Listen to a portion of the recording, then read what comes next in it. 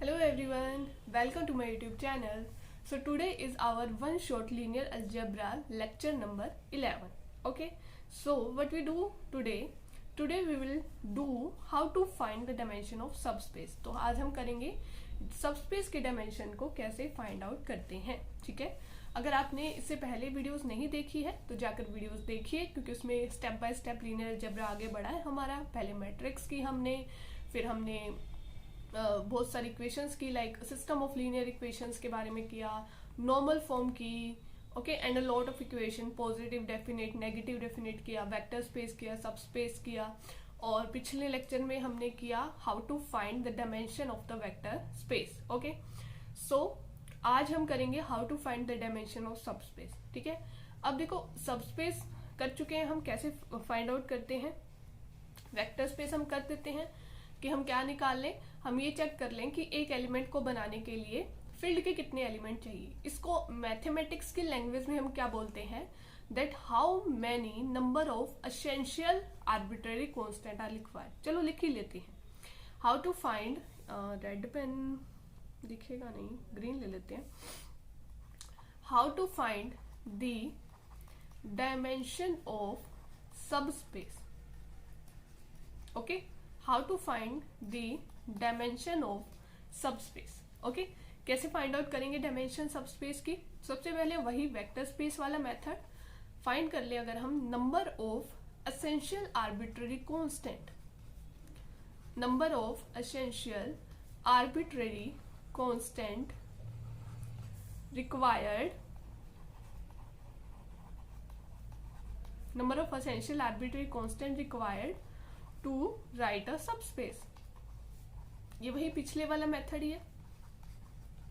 कैसे कैसे अभी मैं बताती हूँ आपको.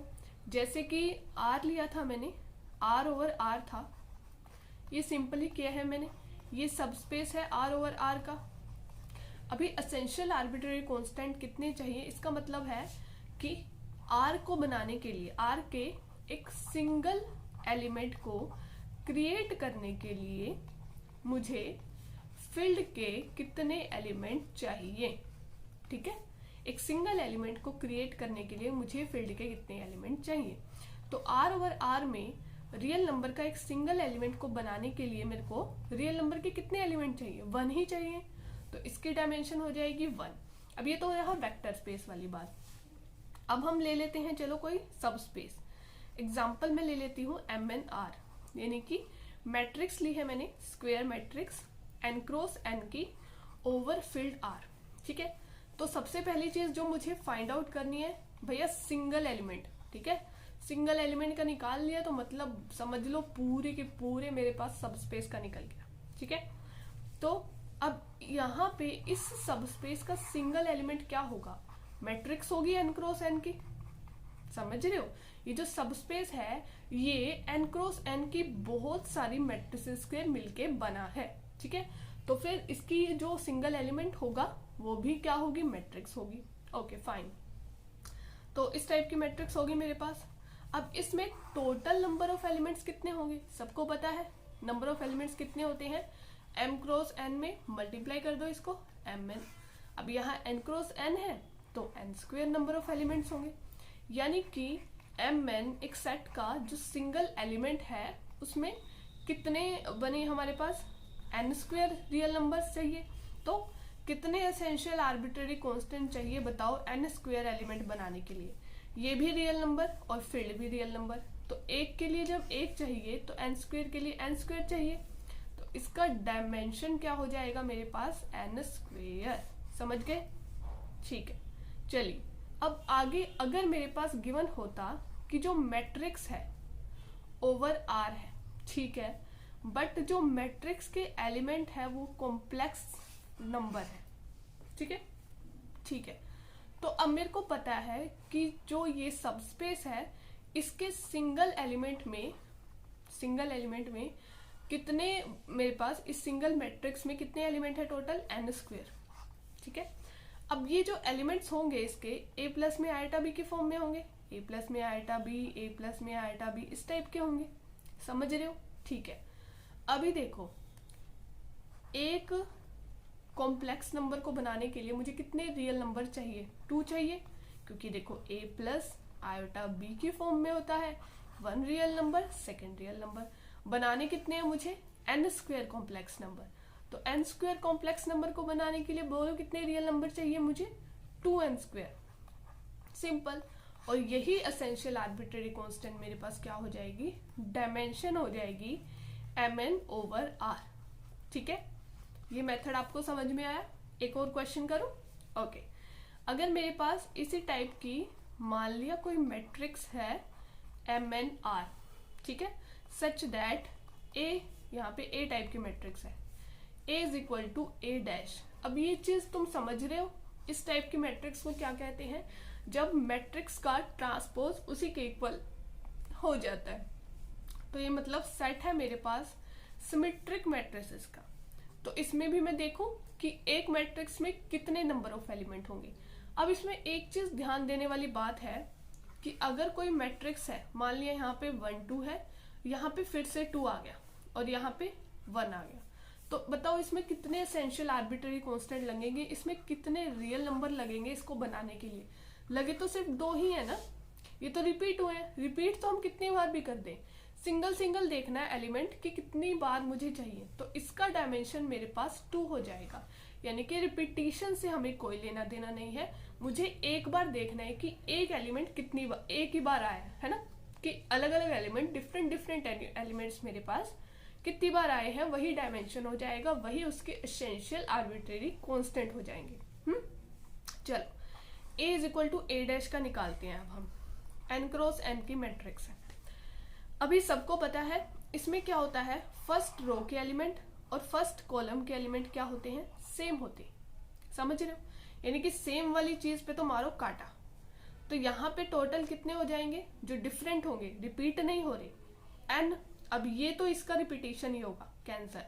तो नेक्स्ट होगी यहाँ से स्टार्ट। अब एक एलिमेंट तो रिपीट हो गया, ये जो यहाँ पे होगा वही यहाँ पे होगा। a12 ऐसे होता है ना, aij aj के इक्वल हो जाता है। तो फिर जो ये तो मेरे पास रिपीटेशन हो गई, इसका सेकंड एलिमेंट और ये, यानी कि अब बचे कितने? n में से एक चला गया, बचे n-1। अभी सेकंड रो बन गई। अब सेकंड रो और सेकंड कॉलम सेम होने चाहिए, तो ये भी रिपीट हो रहे हैं बिल्कुल, जो सेकंड रो के एलिमेंट है वही सेकंड कॉलम के है। यही तो सिमेट्रिक मैट्रिक्स होती है। यानी कि थर्ड रो के लिए मेरे पास 2 एलिमेंट चले गए, बचे कितने? n-2। इसी तरह फिर अभी थर्ड रो थर्ड कॉलम के इक्वल हो जाएगी, ये रिपीटेशन वाले एलिमेंट है सारे, ठीक है। इधर मतलब वो तो हो चुके हैं ऑलरेडी। तो यहाँ पे बचा n-3 and so on. Last में मेरे पास इकलौता एक एलिमेंट बच जाएगा, ठीक है। अभी मेरे को क्या करना है, इनको प्लस कर देनी है। करो फिर। तो टोटल कितने हो जाएंगे? n plus n-1 plus n-2 plus 1। अभी सबको पता है ये क्या बन रहा है, इसको मैं सीधा लिख दूं 1 plus 2 plus 3 plus and so on to n। ये किसके इक्वल हो जाएगा? Sum of n natural number. Formula पता है सबको, n इंटू n प्लस 1/2। तो फिर कितने एसेंशियल आर्बिट्रेरी कांस्टेंट चाहिए मुझे? n इंटू n प्लस 1/2, यानी कि एक मैट्रिक्स में, एक सिमेट्रिक मैट्रिक्स में इतने मेरे पास जो है वो नॉन रिपीटिंग एलिमेंट्स होते हैं, और यही मेरे पास क्या हो जाती है, इसकी डायमेंशन। तो डायमेंशन क्या हो जाएगी इसकी? ए मान लिया इसका नाम, n इंटू n प्लस 1/2, ठीक है। अब आप बोलोगे मैम इसका तो ठीक है, अगर मुझे स्क्यू सिमेट्रिक मैट्रिक्स का निकालना पड़े तो क्या करूंगा? चलो वो भी देख लेते हैं। अभी वो भी सेम ले लिए मैंने, A बिलोंग्स टू MnR, यानी कि n क्रॉस n की ही मैट्रिक्स है, बट यहाँ कंडीशन थोड़ी डिफरेंट है बस। यहाँ हमने ले ली स्क्यू सिमेट्रिक मैट्रिक्स, और जिसने स्क्यू सिमेट्रिक मैट्रिक्स पढ़ रखी है उसको पता है इसका डायगोनल एलिमेंट 0 होता है। क्या होता है इसका डायगोनल एलिमेंट? 0। क्यों? देखो अभी यहाँ पे क्या होता है, aij माइनस aji के इक्वल होते हैं ना, कि जब हम रो और कॉलम्स को इंटरचेंज करते हैं तब एक नेगेटिव साइन आ जाता है बीच में, नेगेटिव। अभी मुझे देखने हैं डायगोनल, तो दोनों जगह सेम लगा दूं, क्योंकि डायगोनल के एलिमेंट्स यही होते हैं A11, A22, A33 and so on. ठीक है, तो AII किसके इक्वल हो जाएगा, माइनस में AII के। इसको उठा के ले आओ इस साइड, ये बन जाएगा 2A subscript II is equal to 0, यानी कि ईच डायगोनल एलिमेंट इज 0। समझ रहे हो? ठीक है, अभी यहाँ पे ध्यान से देखो, बिल्कुल ध्यान से, ये n क्रॉस n की मैट्रिक्स है।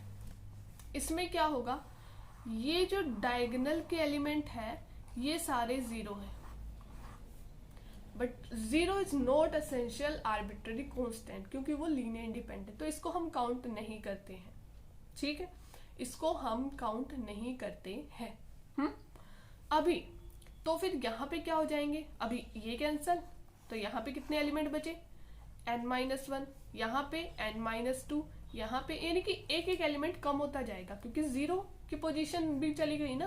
पहले क्या थे, यहाँ पे n थे, बट यहाँ पे अब 0 तो चला गया, 0 नहीं है एसेंशियल आर्बिट्ररी कांस्टेंट, तो n-1, n-2, n-3 से 1, तो इनका सम करो 1 + 2 + and so on to n-1, तो ये क्या हो जाएगा, sum of n natural numbers. Okay, तो फिर अभी इसका फॉर्मूला लगा दो, n की जगह पुट करो n-1 और फिर n/2, यानी कि डायमेंशन क्या हो गई स्क्यू सिमेट्रिक मैट्रिक्स की, n × n-1/2। तो ऐसे हम इनकी डायमेंशन को फाइंड आउट कर सकते हैं। ठीक है, अभी एक और चीज है मेरे पास, एक और चीज क्या है, अगर मेरे पास इस टाइप का कुछ दे ही ना रखा हो, समझ रहे हो, अगर मुझे कोई और ही कंडीशंस दे रखी हो, क्या दे रखी हो मुझे, कोई और ही कंडीशंस, जैसे कि मैं आपको एक देती हूँ एग्जांपल, इस टाइप की मैट्रिक्स है, कोई मैट्रिक्स नहीं, क्या बोलते हैं उसको, सब स्पेस है, इस टाइप का कोई सब स्पेस है मेरे पास, कैसा, A0B, यानी कि इस टाइप की मैट्रिसेस है मेरे पास। ओके, सच दैट, और क्या गिवन है, ये नहीं, ABCD ले लो, क्योंकि तुम्हें रेस्ट्रिक्शन वाला सिखाना है ना। चलो नेक्स्ट पेज पे सीखते हैं, रिस्ट्रिक्शन सिखाना है। अभी एक मेथड तो तुमने समझ लिया, एक और मेथड देखो, A, B, C, D इस टाइप की कोई मैट्रिक्स है, दो कंडीशंस गिवन है, A + B + C + D is equal to 0, A - 2B + 3C - 4D is equal to 0। ये दो चीजें मुझे रिस्ट्रिक्शन दे रखी है। अब बताओ इस सब स्पेस का डायमेंशन क्या होगा। या तो तुम इनको सोल्व करके इसके आर्बिट्रेरी कांस्टेंट ही काउंट कर लो कि देखो A + B C + D 0 है, यहाँ से मुझे सिंगल वैल्यूज नहीं मिलेगी, समझ रहे हो ना, मुझे यहाँ पे सिंगल वैल्यू नहीं मिलेगी, तो मेरे को नहीं पता चलेगा कि कौन सा रिपीट हो रहा है, कौन सा 0 है, कौन सा नॉन 0 है। तो इसमें मेथड लगेगा मेरे पास दूसरा, अगर मुझे डायमेंशन निकालनी है किसी सब स्पेस की, W सब स्पेस है V का, और तुम ऐसे लिखते हो इसको WF और VF, फील्ड साथ में आती है, ठीक है। Okay, so dimension of W is equal to dimension of V minus number of linear independent तुम कर चुके हो, number of linear independent restriction required to write W। Okay, इसका मतलब देखो, मान लिया मैं एक कैपेसिटी के एग्जांपल से आपको समझाती हूँ। ये दे रखा है आपको, कोई भी बकेट है, ठीक है, इसकी कैपेसिटी कितनी है, मान लिया 50 क्यूब है, 50 मीटर क्यूब है, इसकी कैपेसिटी कितनी है, 50 क्यूब मीटर है। अभी ये इसकी बेचारी छोटी सी बकेट होगी, हाँ, इसकी कैपेसिटी कितनी होगी मुझे नहीं पता, बट मेरे को ये पता है, ये जो रिस्ट्रिक्शन लगाई है इसने, ये रिस्ट्रिक्शन ही तो है, ये जो छोटी बकेट थी इसने पाबंदी लगा दी यहाँ इतने एरिया के ऊपर कि इतने एरिया का पानी मेरे अंदर नहीं आएगा, ठीक है। तो ये मेरे पास हो गई रिस्ट्रिक्शन, ठीक है, और वो भी लीनियर इंडिपेंडेंट, वो आगे समझाती हूँ।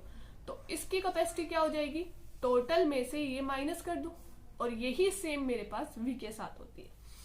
अभी मैं क्या करूं, अभी देखो V क्या होगा इसका, V ये सेम है, क्योंकि देखो W जो है W में ये रेस्ट्रिक्शन शामिल है, ठीक है।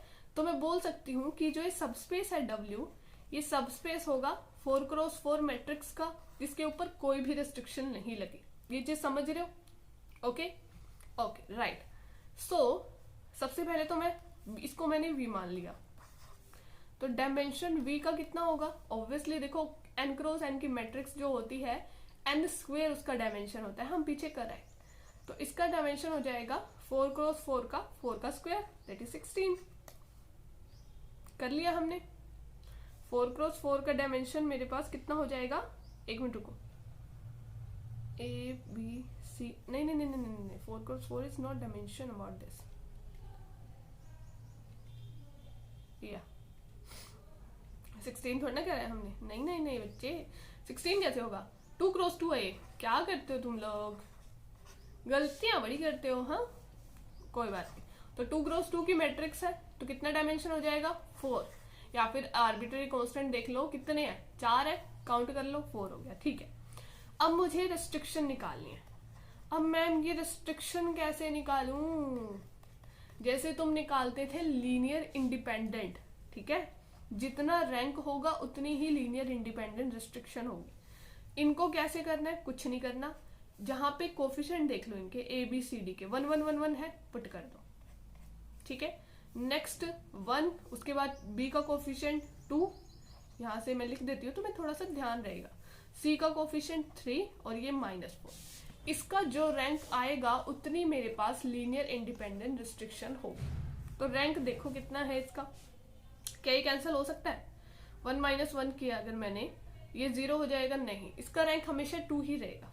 सो रैंक क्या है मेरे पास? जो ये रेस्ट्रिक्शन वाली मैट्रिक्स है, मान लिया B है, कितना आ रहा है? 2, यानी कि कितनी लीनियर इंडिपेंडेंट रेस्ट्रिक्शन हो गई मेरे पास? 2। तो डायमेंशन क्या हो जाएगा? देखो, dimension of W is equal to dimension of V minus में number of linear independent restriction is 2। तो इसका डायमेंशन हो जाएगा मेरे पास 2, ठीक है, समझ गए। ऐसे ही अगर मैं इसको करती, और भी कुछ इस टाइप के अगर मेरे पास मैट्रिसेस गिवन होंगे, एग्जांपल्स अगर है तो देख लेते हैं एक बार। हाँ, टपल्स में देखते हैं, ठीक है। एक और एग्जांपल में आज से आपको बिल्कुल अच्छे से समझ में आ जाएगा। देखो, अगर इसी टाइप की कोई वेक्टर स्पेस दे रखा है, टपल्स की फॉर्म में है, ये हम कर चुके हैं ऑलरेडी, और रिस्ट्रिक्शंस दे रखी है मुझे A + B 0, C + D 0 and A + B + C + D 0 and A + B - C - D is equal to 0। अब बताओ, ये W मान लिया, इसकी डायमेंशन बता दो मेरे को क्या होगी। अभी सबसे पहले तो इसके लिए V चूज करें। W सबस्पेस है V का, जो V होता है ये पूरा होता है, यानी कि इसको हम V मान लेते हैं। होता है ये, मान क्या लेते हैं, इसको हम V ले लेते हैं विदाउट रेस्ट्रिक्शन। तो पहले डायमेंशन V की निकाल लें। अब इसमें कितने एलिमेंट है, कितने एसेंशियल कांस्टेंट चाहिए मुझे? 1 2 3 4, और चारों के चारों डिफरेंट है। अगर यहाँ पे कोई रिपीट होता, मान लिया ऐसे होता A + B C और B, तो इसका डायमेंशन हो जाता 3, क्योंकि जो नॉन रिपीटिंग है वही काउंट करने हैं। तो V का डायमेंशन हो गया 4, ठीक है। अब रिस्ट्रिक्शन निकाल लो, number of linear independent restriction, वो निकालनी है। बनाओ मैट्रिक्स। अभी A कितने आर्बिट्ररी कांस्टेंट है? A B C D, 4 arbitrary constant है मेरे पास, ठीक है। तो पहले फर्स्ट इक्वेशन देखो, 1 1, C और D का कोई है ही नहीं। फिर दूसरी के पास जाओ, यहाँ पे A और B का नहीं है, C और D का है। फिर तीसरी के पास चलो, यहाँ पे चारों को 1 1 दिया है, फिर ये नेगेटिव लेके आ गया, ठीक है। बना दी मैट्रिक्स। अब मैं निकालती हूँ इसका रैंक, जो इसका रैंक होगा वही लीनियर इंडिपेंडेंट रिस्ट्रिक्शन होगी। देखो मैंने क्या किया, फर्स्ट मैंने लगा दिया R4 को, मैंने क्या कर दिया, R4 माइनस R2 कर दूं, क्योंकि यहाँ पे 0 0 कोई फर्क नहीं पड़ेगा, है ना। R4 माइनस R1 कर दिया। तो ये क्या आ गया, 1 - 1 0, 1 - 1 0, ये तो 0 ही है, ठीक है, ये 0 बन गए। Okay fine. अभी क्या करूं बोलो। अभी इनको देखो, ये दोनों को अगर मैं प्लस कर दूं, क्या कर दूं, सेकंड मैंने किया, R4 को मैंने R4 + R2 कर दिया, तो क्या हुआ, 0 प्लस 0 0, 0 प्लस 0 0, -1 प्लस 1 0, 1 प्लस -1 0, ये बन गई 0। ठीक है, नेक्स्ट अब हम क्या करते हैं, अब ये ठीक है ये वाली, अब R3 को मैं क्या कर दूं, R3 माइनस R2 कर दूं। R3 को पहले किया मैंने, R3 माइनस R2, क्योंकि मुझे जितने जीरो बन सके उतने जीरो बना, ये होता है। तो 1 माइनस 0 1 माइनस, इसके तो कोई इफेक्ट नहीं पड़ेगा, 1 माइनस 1 0, 1 माइनस 1 0। अब ये रह गए, इनको जीरो कैसे बनाऊं, R1 से माइनस कर दो, फिर जो बचा, ये मैं सेम में करी हूँ क्योंकि वही है ना, उसमें बार बार थोड़ी करते हैं हम ऑब्जेक्टिव में। R3 माइनस R1, तो ये भी जीरो बन जाएंगे। अभी क्या ये दोनों जीरो बन सकती है, नहीं भाई, इसके नीचे जीरो है, इसके ऊपर जीरो है, तो रैंक क्या हो जाएगा मेरे पास, जो ये रेस्ट्रिक्शन है इनका 2 हो जाएगा। तो कितनी लीनियर इंडिपेंडेंट रेस्ट्रिक्शन मेरे पास एग्जिस्ट करेंगी, 2। तो बता दो डायमेंशन कितना है, dimension of W is equal to 4 dimension of V minus linear independent restriction are 2 that is 2। तो ये दो मेथड हमने किए हैं आज, कैसे हम फाइंड आउट कर सकते हैं। ओके, सो नेक्स्ट लेक्चर में हम करेंगे कोई और टॉपिक लीनियर अलजेब्रा का। ठीक है, तब तक के लिए like share and subscribe my channel. Thank you so much.